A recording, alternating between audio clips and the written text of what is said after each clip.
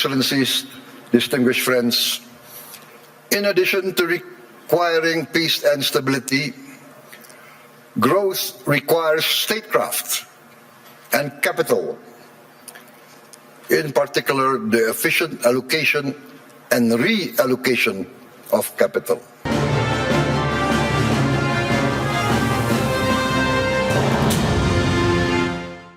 Ya, pemirsa, Presiden Prabowo Subianto memperkenalkan Badan Pengelola Investasi Danantara dalam ajang World Economic Forum di Davos, Swiss. Prabowo menyatakan kehadiran Danantara telah membuat Indonesia setara dengan negara-negara maju lainnya di dunia dan siap menjadi mitra global. Excellencies, distinguished friends, in addition to requiring peace and stability, growth requires statecraft and capital, in particular the efficient allocation and reallocation of capital. That is why last February we established our sovereign wealth fund, Danantara Indonesia. Danantara means the energy to power the future of Indonesia. Danantara is a sovereign wealth fund with $1 trillion in assets under management. With Danantara, I can stand here in front of you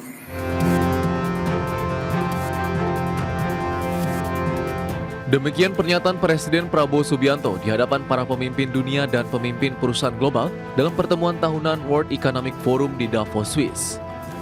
Presiden menegaskan melalui Badan Pengelola Investasi Danantara, kini Indonesia menjadi setara dengan negara-negara ekonomi maju lainnya dan siap menjadi mitra investasi global. Sementara itu, WEF tahun ini mengusung tema A Spirit of Dialogue yang menekankan pentingnya dialog terbuka dan kolaboratif di tengah ketidakpastian ekonomi dan dinamika geopolitik global.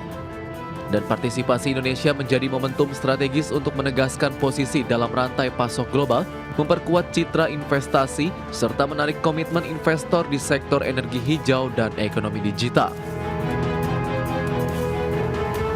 Tim Liputan, IDX Channel. Ya, pemirsa, untuk membahas tema kita kali ini, World Economic Forum dan relevansi konsep Prabowonomics, kita sudah tersambung melalui Zoom bersama dengan Ibu Hardini Puspasari. Beliau adalah Ketua Komite Tetap Perencanaan Infrastruktur dan Pembiayaan Pembangunan Kadin Indonesia. Langsung saja kita sapa ini. Halo, Bu Hardini, apa kabar? Halo Mas Pras, Alhamdulillah baik, salam sehat bahagia selalu. Salam sehat juga, terima kasih atas waktu yang disempatkan. Sebelum membahas lebih jauh, kita akan review terlebih dahulu seperti apa kondisi global saat ini begitu. Tensinya ini masih tinggi kah atau sudah mulai sedikit mendingin begitu, sehingga nanti kita akan bahas lebih lanjut lagi dengan forum yang tengah berlangsung di Davos begitu. Ya, jadi gini ya Mas, kalau saat ini ada 4 hal ya kalau kita lihat kondisinya, di mana pertama adalah Kadin ini tentunya mengakui ketidakpastian daripada global ini tetap ada, di mana kami melihat bahwa meskipun Indonesia menunjukkan performa ekonomi yang relatif kuat, tapi lingkungan global ini masih dibayangi oleh ketegangan dan ketidakpastian yang nyata. Di mana kita lihat berbagai faktor eksternal, itu konflik geopolitik, perang Rusia-Ukraina, ketegangan di di Timur Tengah juga, ini memberi tekanan ekonomi global. Belum lagi ada masalah perang dagang, tarif perdagangan, dan friksi ekonomi antar negara-negara besar menimbulkan volatilitas pasar global. Nah, yang kedua, walaupun resiko global ini masih ada, tentunya saya sebagai Kadin di sini harus tetap optimis bahwa Indonesia memiliki fondasi ekonomi yang kuat untuk menghadapi tantangan global. Ini didasari oleh memang proyeksi pertumbuhan ekonomi kita kan ditargetkan di 2026 ini harus bisa mencapai 5,4% ke atas ya. Nah, ini angka ini memang dinilai cukup solid, di mana Kadin juga memproyeksikan target investasi nasional sebesar 2.175 triliun di tahun 2026 dapat dicapai dan mendukung kondisi domestik yang stabil. Nah, kalau kita lihat dari sentimen pelaku usaha menurut survei internal, Kadin ini juga masih condong optimis walaupun adanya ketidakpastian situasi ini. Nah, yang ketiga, strategi Kadin menghadapi ketidakpastian global. Kadin tidak hanya mencatat tantangannya saja, tapi bagaimana strategi dalam hal memperkuat iklim investasi di domestik, termasuk efisiensi regulasi dan dukungan infrastruktur, mendorong konsumsi domestik sebagai mesin pertumbuhan utama ekonomi, gimana meningkatkan juga kerjasama antara pemerintah dan sektor swasta untuk mitigasi dampak eksternal. Nah, yang keempat dalam hal ini konteks ekonomi global secara makro, ini nggak hanya Kadin ya, tapi lembaga internasional seperti Organization for Economic Cooperation and Development (OECD) ini juga memperingatkan bahwa meskipun pertumbuhan global terus berlanjut, resiko tetap tinggi dari sisi geopolitik, perdagangan, pasar finansial yang rentan terhadap shock eksternal. Again and again, Mas, Kadin Indonesia menilai hal ini tidak sepenuhnya melumpuhkan perekonomian nasional. Bahkan dengan strategi yang tepat dan penguatan faktor domestik, Indonesia masih mampu mempertahankan pertumbuhan yang relatif kuat dan kami optimis sebagai pelaku usaha untuk target investasi yang ambisius. Itu dia, terus membangun kekuatan fundamental ekonomi di dalam negeri ya. Nah, bicara mengenai World Economic Forum yang kerap menjadi rujukan arah ekonomi global, dari sudut pandang Kadin, isu apa nih dari event ini yang mungkin akan berdampak langsung ya terhadap dunia usaha di Indonesia, Bu Hardini? Ya, kemarin yang saya lihat ya yang disampaikan oleh Bapak Presiden kita bahwa Indonesia itu adalah intinya yang membuat utama itu adalah bagaimana rakyat kecil dan yang lemah bisa tersenyum bahagia. Nah, untuk mencapai ini di mana Prabowonomics itu mentargetkan pertumbuhan ekonomi kita bisa mencapai 8% dan kemiskinan di 0%. Apa yang kemarin disampaikan di Davos tentunya Presiden menyampaikan juga ya Mas mengenai program makan gratis ini yang sangat bisa membantu anak-anak orang tua dan juga ibu-ibu hamil.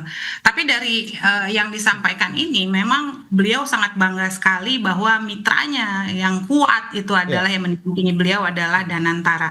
Tapi kalau kita lihat di Sovereign Wealth Fund Institute, Danantara ini dari 100 ranking itu Badan Pengelola Investasi Daya Anagata ini Nusantara ini Danantara ini memang asetnya mencapai hampir 1 triliun. Di mana yang urutan pertama itu Norway dan China yang mana mereka asetnya sampai 2 triliun. Ini memang diharapkan dari Danantara ini bisa menjadi mitra pemerintah untuk mendanai infrastruktur, hilirisasi industri sampai proyek strategis yang tentunya mempunyai dampak terhadap pertumbuhan ekonomi. Jadi Danantara ini semacam menjadi dana abadi yang bisa menjaga stabilitas dan membantu pemerintah untuk mengejar target pertumbuhan ekonomi yang ambisius. Baik. Nah, Bu Hardini, Presiden juga tadi sudah menyampaikan begitu pidato kunci mengenai konsep pemikiran di bidang ekonomi atau dikenal dengan istilah Prabowonomics begitu, dan capaian-capaian konkret pemerintah ya selama setahun terakhir begitu. Apakah ini menjadi momentum yang tepat juga nih bagi Indonesia untuk menyampaikan pandangan mengenai konsep ekonomi yang berbasis kemandirian? Ya, jadi kalau kita lihat ya yang sudah kita dengar yang mengenai Pak Prabowonomics ini memang ini momennya memang sangat tepat sekali, di mana Prabowonomics ini dalam paparannya ingin mencapai 1 tahun pemerintah memberikan gambaran legitimasi politik dari arah kebijakan sekaligus menjadi panggung global buat Indonesia menyampaikan konsep ekonomi berbasis kemandirian yang tegas dan sistematis.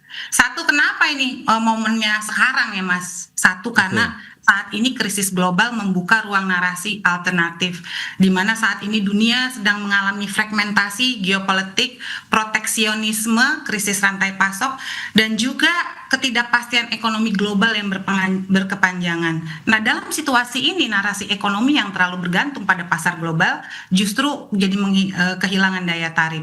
Nah, di mana konsep kemandirian yang selama ini dianggap defensif kini menjadi arus utama mainstream, di mana Prabowonomics masuk di mana kemandirian bukan isolasi tapi ketahanan nasional.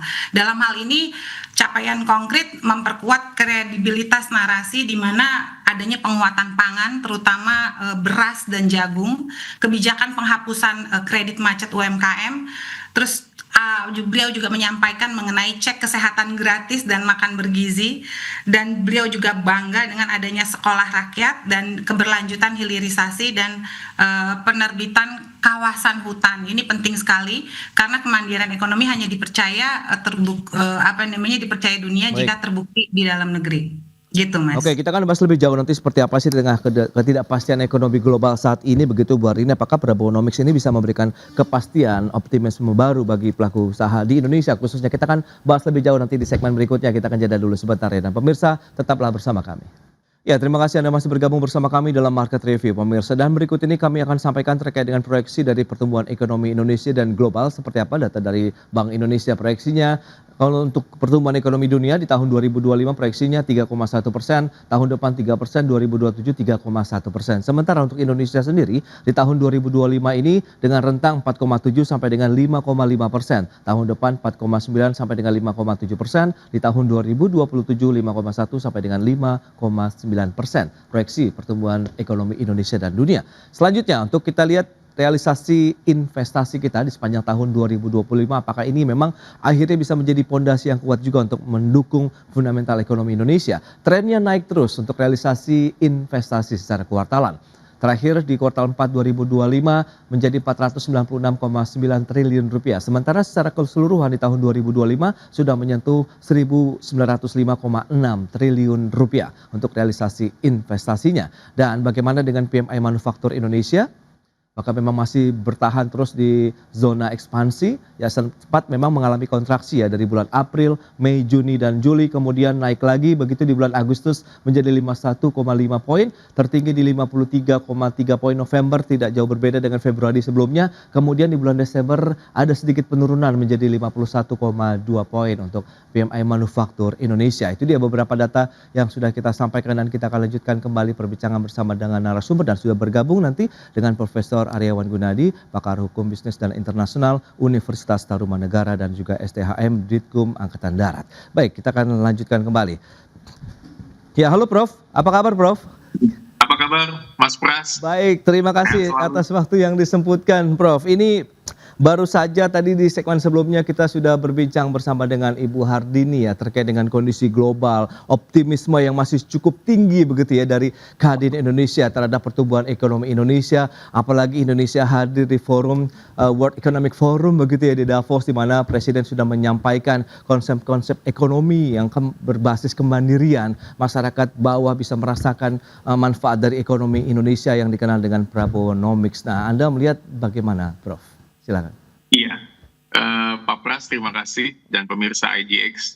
Jadi kalau dilihat kehadiran Presiden Prabowo di event World Economic Forum itu paling tidak menegaskan komitmen Indonesia untuk mendukung sesuai dengan tema yang diusung oleh WF yaitu A Spirit of Dialogue. Ya. Jadi menekankan adanya dialog antar bangsa, antar negara. Karena kita tahu ketidakpastian geopolitik, geoekonomi global cukup mengguncang beberapa waktu terakhir, apalagi sejak waktu masalah Amerika Serikat dan Venezuela. Yeah. Nah, kalau kita lihat apa yang disampaikan oleh Pak Presiden, beliau menyampaikan optimisme terhadap pertumbuhan ekonomi Indonesia di tengah ketidakpastian global. Dan memang ada pengakuan IMF kemarin yang menyebut bahwa Indonesia itu sebagai titik terang ekonomi dunia. Nah, harapannya kita seperti itu.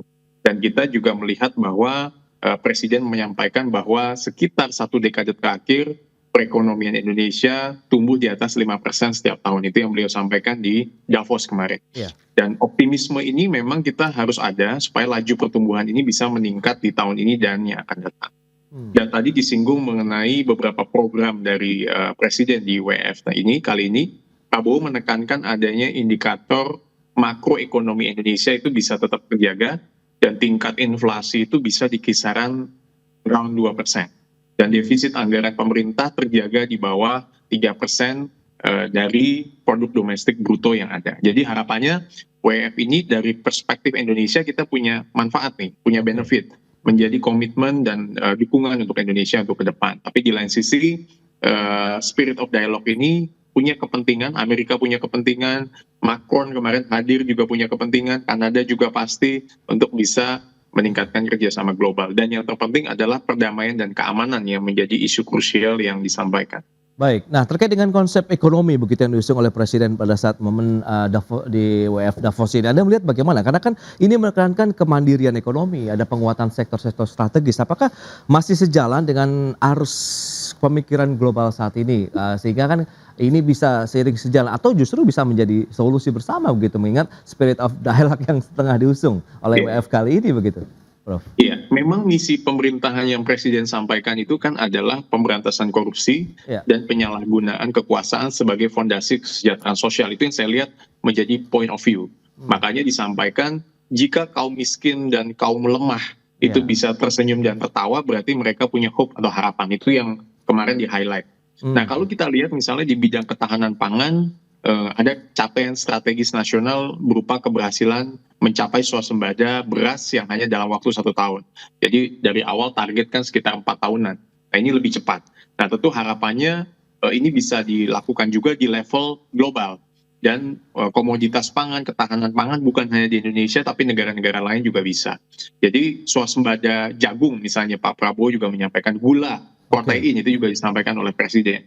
Jadi keterbukaan Indonesia terhadap integrasi ekonomi global dan perluasan perjanjian perdagangan dan kemitraan ekonomi internasional ini menjadi penting. Makanya kalau ditanya oleh tadi Pak Pras masih inline nggak, saya lihat masih inline. Oke. Bahkan kita sebetulnya mendukung apa yang skala global sedang lakukan. Baik, nah kembali lagi ke Kadin, Bu Hardini, lantas bagaimana Anda melihat bahwa memang dengan adanya konsep ekonomi yang diusung kemudian dibawakan begitu oleh Presiden pada saat momentum World Economic Forum begitu di Davos ini akhirnya memang bisa menjadi salah satu solusi yang ditawarkan begitu, bahwa memang kita tahu deglobalisasi kemudian proteksionisme ini juga memang harus kita coba pecahkan bersama begitu. Iya sih Ya. Mas. Jadi kalau kita ngelihat saat ini di konteks World Economic Forum kemarin, di mana investor global ini sebenarnya juga mencari kepastian stabilitas dan narasi kebijakan dan konsisten, di mana Indonesia perlu menyampaikan pesan yang tegas, Betul. realistis, pro dunia usaha domestik. Ini nggak gimana dari sini perspektif Kadin setidaknya ada 5 pesan kunci Mas yang Oke. sebaiknya dibawakan Indonesia ke WF kemarin. Pertama tentunya Indonesia terbuka bagi investasi, tetap berbasis kemitraan, di mana open for business and core in partnership. Indonesia perlu menegaskan terkait investasi asing yang disambut. Ya. Juga kemitraan, berbasis kemitraan dengan pengusaha nasional. Ini relevansi dari dunia usaha domestik, pengusaha lokal juga jadi bisa naik kelas. Yes. Transfer teknologi itu juga yang sangat diperhatikan, dan juga nilai tambah yang ada di dalam negeri ini harus sejalan dengan Prabowonomics dalam keterbukaan tanpa kehilangan kedaulatan ekonomi. Nah, yang kedua, kepastian kebijakan jangka panjang ini merupakan komitmen dari Indonesia.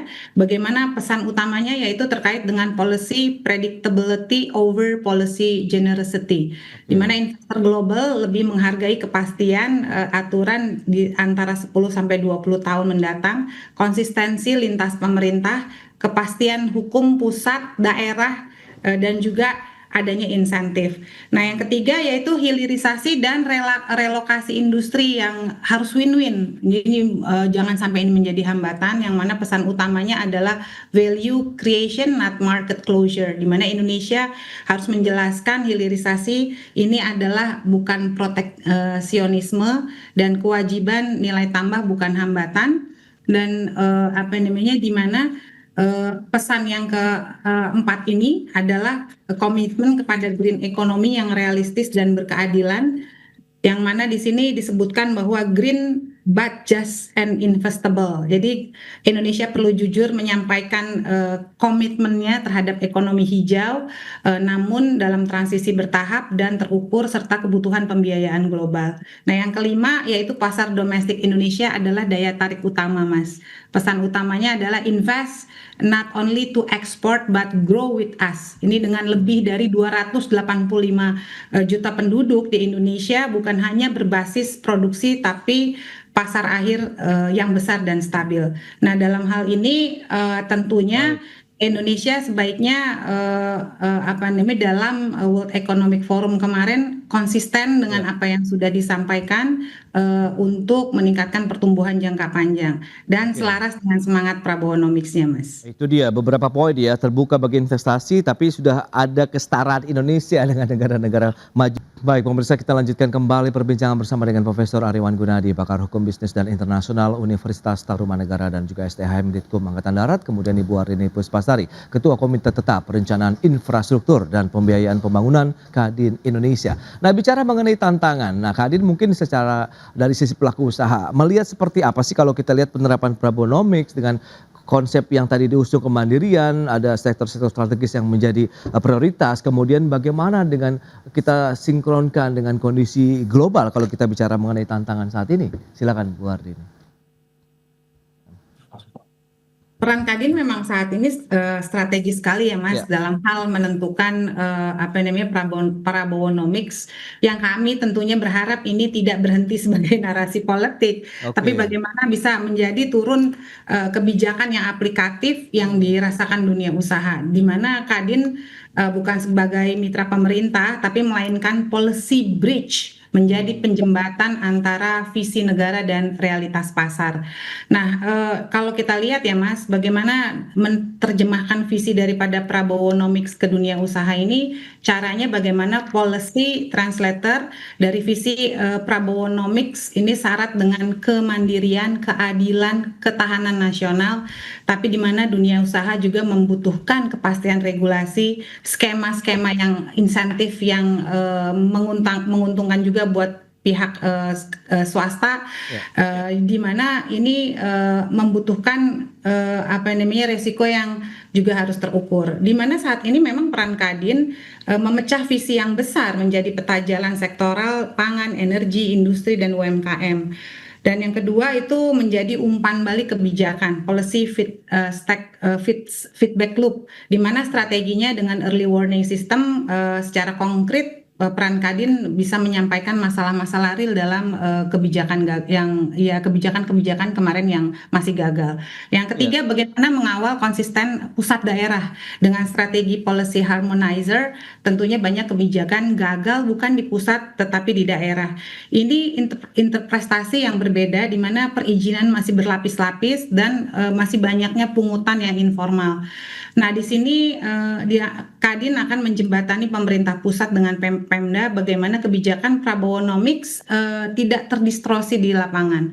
Yang keempat, mengorganisir dunia usaha di mana menjadikan business mobilizer dengan Prabowonomics menempatkan dunia usaha sebagai aktor utama bukan objek kebijakan. Dan yang kelima, Mas Pras, membawa suara dunia usaha Indonesia ke forum global.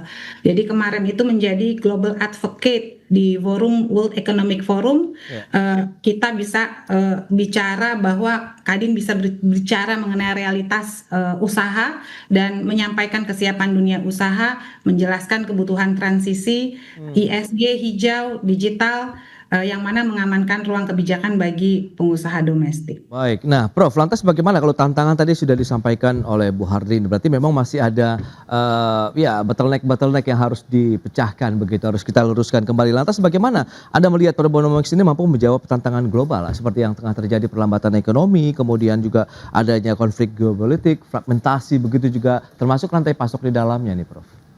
Iya, ini konsep yang tadi disampaikan tuh bagus sekali, yang disampaikan Bu Hardini. Jadi memang Prabowo ini kan mengedepankan konsep Prabowonomics dengan basisnya itu adalah tentu sila pertama, sila kelima, sampai dengan Undang-Undang Dasar kita pasal 33. Artinya beliau itu menekankan pentingnya kredibilitas negara dalam pengelolaan ekonomi, hukum, dan fiskal. Oke. Jadi memang kalau dilihat sepanjang sejarahnya memang Indonesia tidak pernah gagal dalam pembayaran hutang. Dan setiap rezim pemerintah pasti menghormati kewajiban dari pemerintah sebelumnya. Dan ini kredibilitas ini yang memang Prabowo mungkin akan Pak Presiden akan usung dan juga akan terus dikembangkan oleh beliau. Dan juga dalam Prabowonomics pasti juga pentingnya ada yang namanya disiplin kebijakan dan kesinambungan tata kelola ekonomi menjadi fondasi bagi Indonesia untuk bisa tumbuh ke depannya sehingga menjaga kepercayaan global. Sehingga fokusnya apalagi dalam WEF ini kan kita bisa mengembangkan energi hijau, digital ekonomi, ya kan ini yang kita bisa bermitra dengan negara-negara yang ikut dalam berpartisipasi dalam World Economic Forum. Jadi memang kalau dilihat pertumbuhan ekonomi yang ke depan harapannya bisa tumbuh terus di atas 5%. Ini effort yang harus dilakukan oleh tim ekonomi dari Presiden Prabowo. Dan tentu dukungan ini perlu juga menjadi indikator bagi makroekonomi Indonesia bisa tetap terjaga. Tingkat inflasi yang tadi saya sampaikan tetap terjaga, ya kan, dan juga defisit bisa terjaga dan sebagainya. Jadi kita mengedepankan stabilitas ekonomi, politik, dan juga mengkoordinasi spirit of dialogue seperti yang diusung oleh tema di World Economic Forum di Davos pada hari. Terakhir Prof, bagaimana menurut Anda dengan posisi Indonesia akhirnya? Karena kan kita tahu untuk menarik investasi asing banyak negara juga melakukan hal sama begitu dengan kebijakan yang sudah dilakukan Prabowonomics. Apakah ini bisa menjadi suatu hal yang membuat Indonesia lebih seksi begitu saat ini?